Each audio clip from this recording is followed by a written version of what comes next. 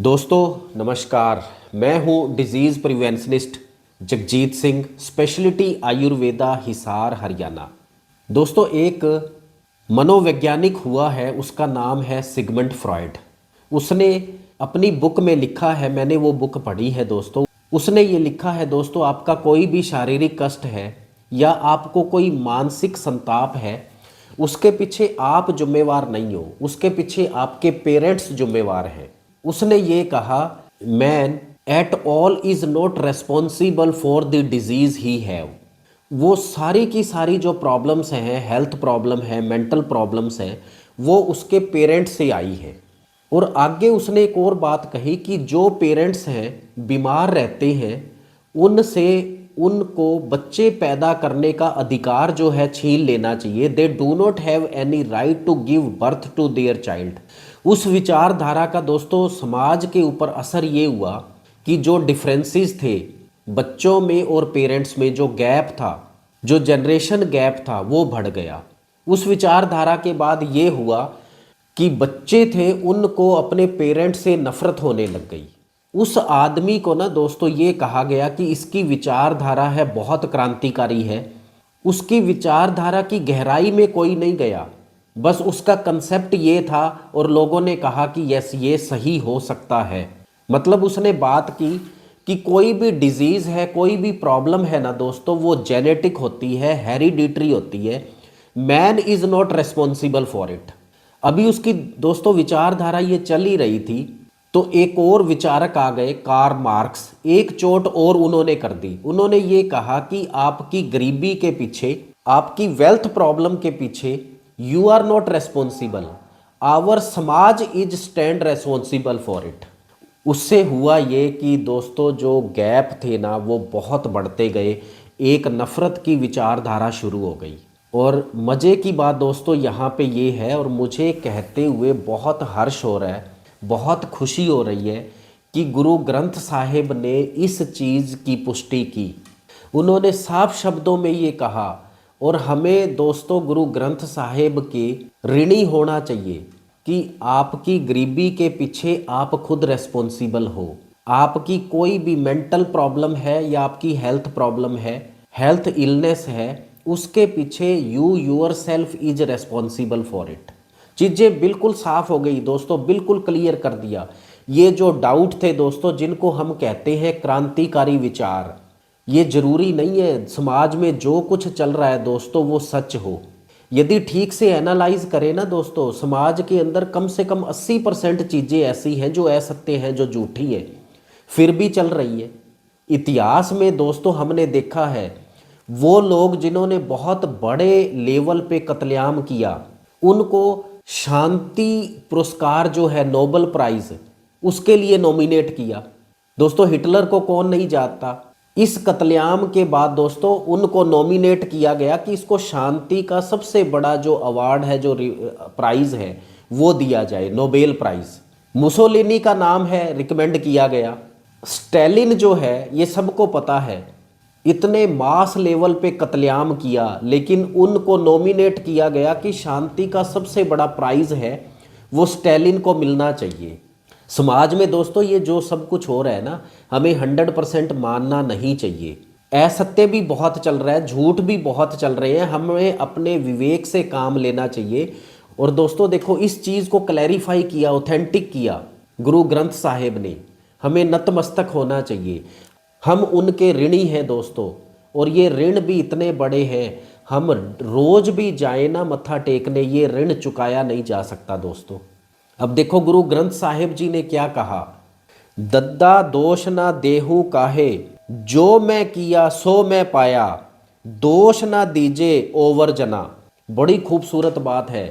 दोनों चीज, जो भी पहले विचारधारा थी ना दोस्तों, बिल्कुल दूध का दूध और पानी का पानी कर दिया कि आपने जो पहले इस जन्म में या पिछले 1000 जन्मों के जो दोस्तों आपने काम किए हैं, जो कर्म किए हैं, जो कृत्य किए हैं, वो आपके सामने आएंगे। इस जन्म में आ जाएं, अगले जन्म में आ जाएं, क्योंकि जो सनातन धर्म है दोस्तों, हमारा धर्म है, वो पुनर्जन्म को मानता है।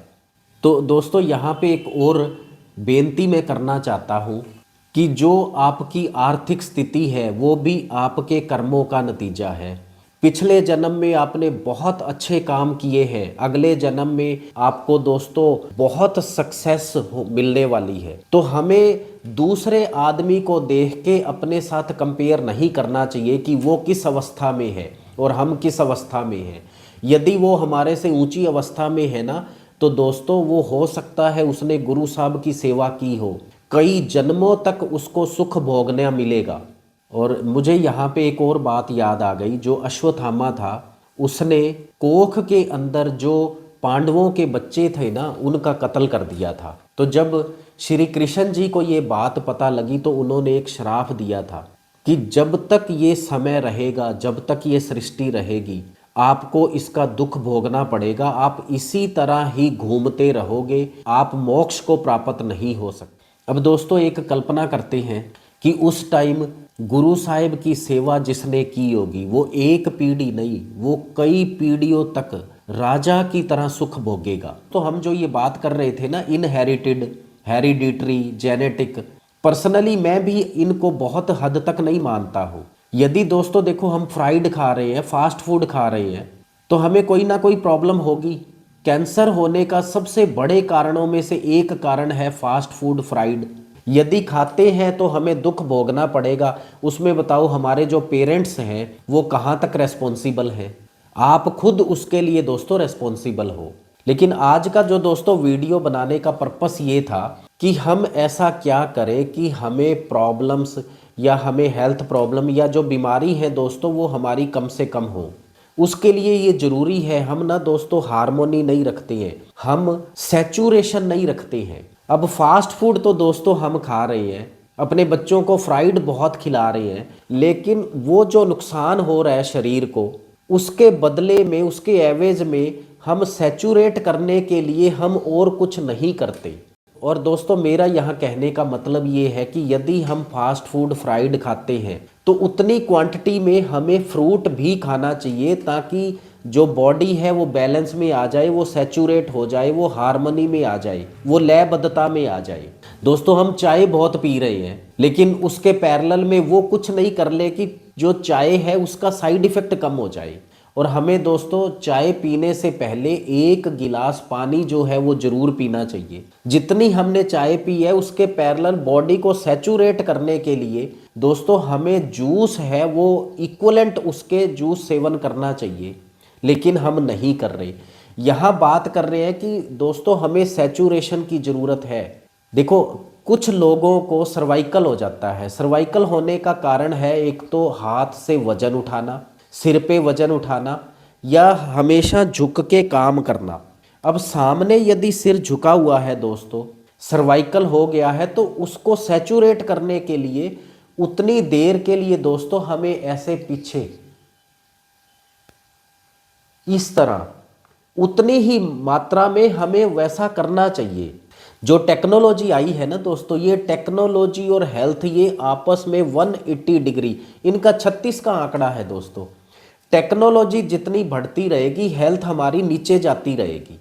दोस्तों जो टेक्नोलॉजी है वो हम एंजॉय कर रहे हैं, लेकिन उसको सैचुरेट करने के लिए कुछ नहीं कर रहे। दोस्तों ब्लड प्रेशर है, ब्लड प्रेशर की दवाइयाँ तो हम खा रहे हैं, उसको सैचुरेट करने के लिए ऐसा कुछ नहीं कर रहे कि हम हार्ट को और ज़्यादा मजबूत कैसे करें। तो हमें कुछ एक आयुर्वेदिक प्रिपरेशंस या कुछ डाइट हमें ऐसी रखनी चाहिए कि हमारा जो दिल है वो स्ट्रोंग रहे। इसका मतलब हमें एप्पल है वो ज़्यादा सेवन करना चाहिए, और जिन लोगों को सूट करता है दोस्तों उनको अनार का जूस जो है वो ज़्यादा सेवन करना चाहिए। डायबिटीज़ की हम शुगर की दवाई तो कर रहे हैं, लेकिन ऐसा कुछ नहीं कर रहे कि पैनक्रियाज को हम शक्तिशाली करें, पैनक्रियाज को हम पोटेंशिएट करें। ऐसा हम कुछ भी नहीं कर रहे। हम जो कुछ भी कर रहे हैं ना दोस्तों वो अधूरा है। आप यदि शुगर की गोली ले रहे हैं तो कम से कम ऐसी चीज़ जरूर लें जिससे आपका पैनक्रियाज है वो स्ट्रोंग रहे। हमारे पास आयुर्वेद की इतना बड़ा भंडार है, इतनी फॉर्मुलेशंस हैं, हम उनका सहयोग क्यों नहीं लेते ताकि हमारा जो ये शरीर है ये मजबूत रहे। टेक्नोलॉजी की दोस्तों हम बात कर रहे हैं ना, तो शूज़ आए, चप्पल आई, लेकिन दोस्तों उसका हुआ ये कि हम लोग पैदल चलना भूल गए। जितना टाइम आप शूज़ या चप्पल डालते हो, आइडियली कंडीशनली उतना समय हमें नंगे पांव पार्क में या कच्ची मिट्टी में चलना चाहिए। हमारी जो बॉडी है दोस्तों वो रिचार्ज नहीं हो रही। जब हम नंगे पांव चलते हैं ना दोस्तों तो हमारी बॉडी रिचार्ज होती है। दोस्तों एक बच्चा है, फीटस है, वो माँ के पेट में है, प्लेसेंटा से जुड़ा हुआ है, यहाँ से उसकी पूरी बॉडी जो है रिचार्ज हो रही है। लेकिन हमारा संबंध जो है वो अपनी माँ से है, धरती से है। ये वैसा कनेक्शन है जो दिखाई नहीं दे रहा लेकिन हमें चाहिए। हमें नंगे पाँव जो है दोस्तों वो ज़रूर सैर करनी चाहिए। टेक्नोलॉजी ने हमें स्कूटर दिया है, गाड़ी दी है, लेकिन हम पैदल चलना भूल गए। जितना हम ट्रैवल करते हैं उसके पैरेलल हम अपनी बॉडी को वैसा सैचुरेट करना चाहिए। हमें पैदल भी उतना चलना चाहिए जितना हम लोग स्कूटर का इस्तेमाल करते हैं। दोस्तों एसी आया है, हम एसी की लग्जरी को एंजॉय करते हैं, लेकिन जितना टाइम हम एसी में रहे हैं हम अपनी बॉडी को सैचुरेट करना है उतना, कि हम उतना समय धूप में भी रहना है।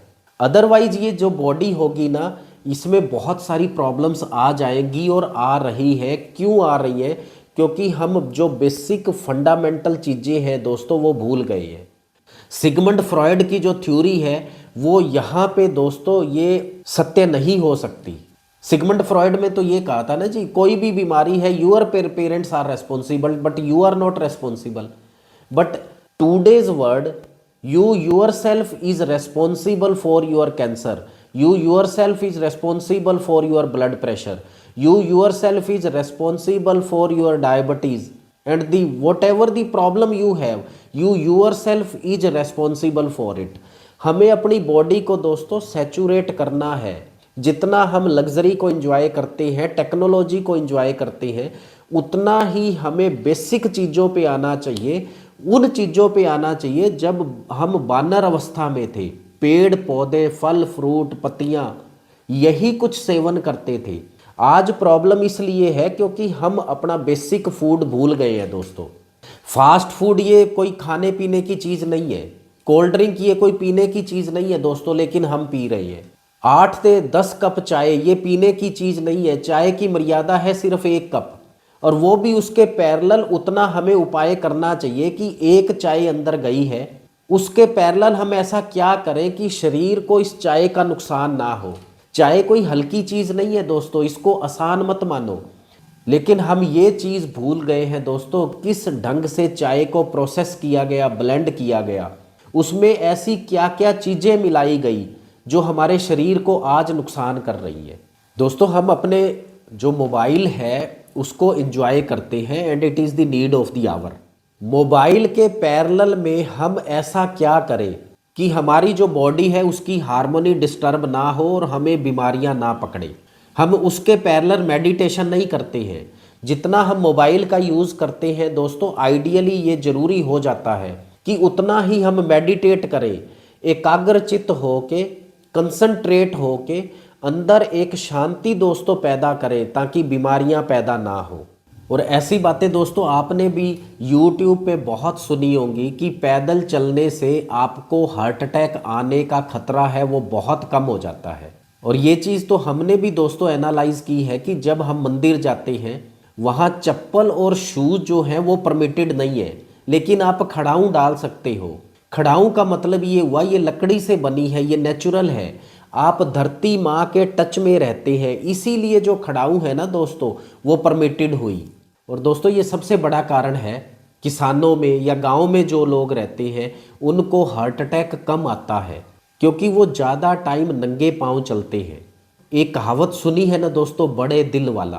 पैदल चलने से आपका हार्ट है वो स्ट्रोंग होता है दोस्तों, क्योंकि हमें वहाँ से रिचार्ज मिलता है। दोस्तों नेचर ने भी ना एक अपनी हार्मोनी को मेंटेन किया हुआ है। यदि दिन होता है तो रात भी है, यदि सर्दी होती है तो गर्मी भी है। ये सैचुरेशन है दोस्तों। हमें भी अपने शरीर को सैचुरेट करना ही होगा, तभी हम बीमारियों से बहुत हद तक दोस्तों दूर रह सकते हैं।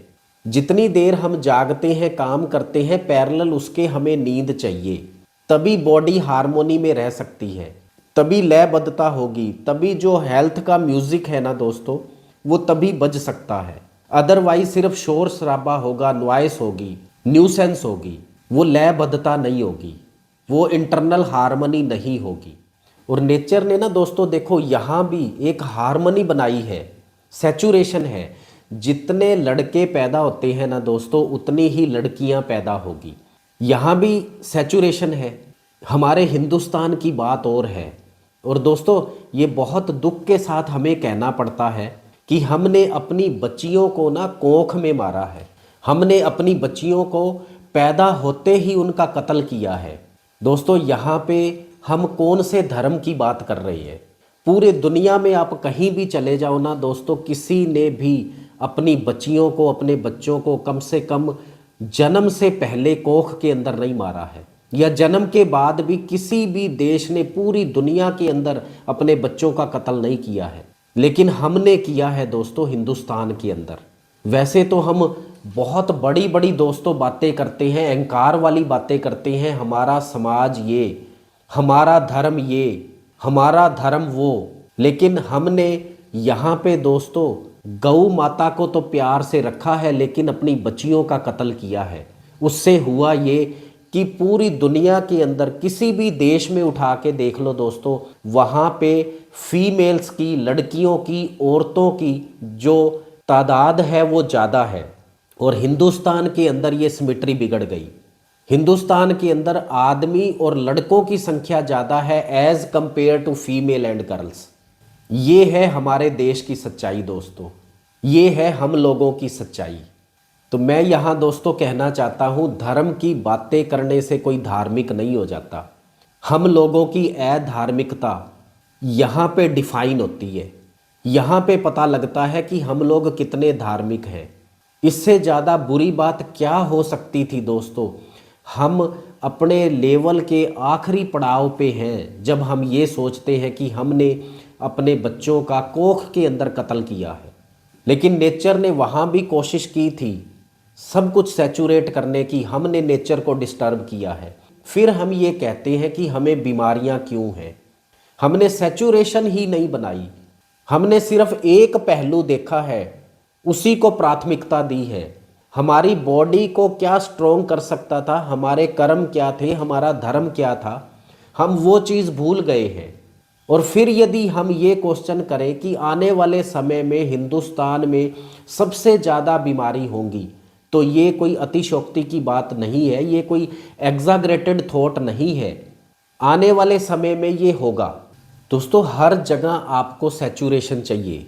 आज का जो वीडियो का पर्पस ये था कि यदि हम टेक्नोलॉजी इंजॉय कर रहे हैं तो उसके पैरेलल हमें health, Ayurveda, diet schedule, lifestyle, ये सब कुछ हमें बदलने की ज़रूरत है। यदि हम लोग दोस्तों धन भी कमा रहे हैं ना, तो उसके पैरेलल हमें धन खर्च करना भी आना चाहिए। नहीं वो धन बीमारी बन जाएगी। बीमारी इसलिए बनेगी क्योंकि वहाँ भी सैचुरेशन नहीं है, वहाँ भी तालमेल नहीं है, वहाँ भी रेशो सेट नहीं की। टेक्नोलॉजी को एंजॉय कर रहे हैं तो हमें एक रेशो सेट करनी पड़ेगी कि उस टेक्नोलॉजी के पैरेलल हम कितना आयुर्वेद को अपना सकते हैं, अपना लाइफस्टाइल कैसा बना सकते हैं, हम कितनी मेडिटेशन कर सकते हैं, हम अध्यात्म, मंत्र और कितने धार्मिक हो सकते हैं। ये सब चीज़ें दोस्तों काउंट होती हैं। हमारी जो विचारों की शुद्धता ये है, हम लोग ये सोचते हैं कि बीमार हुए हैं तो सिर्फ एक ही पैथी का सहारा लिया जाए, या आयुर्वेद या एलोपैथी। और दोस्तों ये हर किसी का हमारा फर्ज बनता है।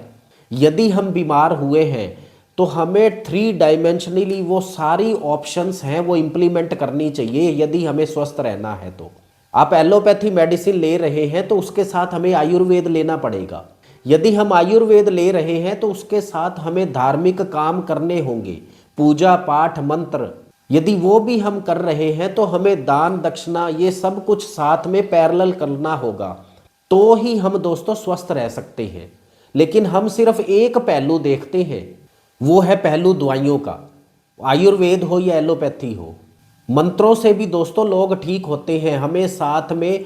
और जितने भी, खाली ऐसा नहीं है, जितने भी डॉक्टर्स लोग हैं वो भी साथ में पूजा पाठ, मंदिर, गुरुद्वारा, इन चीज़ों को अपने साथ दोस्तों वो रखते हैं। अकेला जो ट्रीटमेंट है ना दोस्तों, जो मेडिसिन है अकेली, वो कभी भी अल्टीमेट थेरेपी नहीं हो सकती। कुछ भी हम कर रहे हैं तो वो सैचुरेशन के साथ पैरेलल वो दूसरी चीज़ों का सहयोग हमें लेना चाहिए। हम कुछ भी कर रहे हैं तो हमें पेड़ पौधे फल फ्रूट अपना लाइफस्टाइल आयुर्वेद अपने अकॉर्डिंग वो सब कुछ हमें सेवन करना होगा, तो ही हम स्वस्थ रह सकते हैं।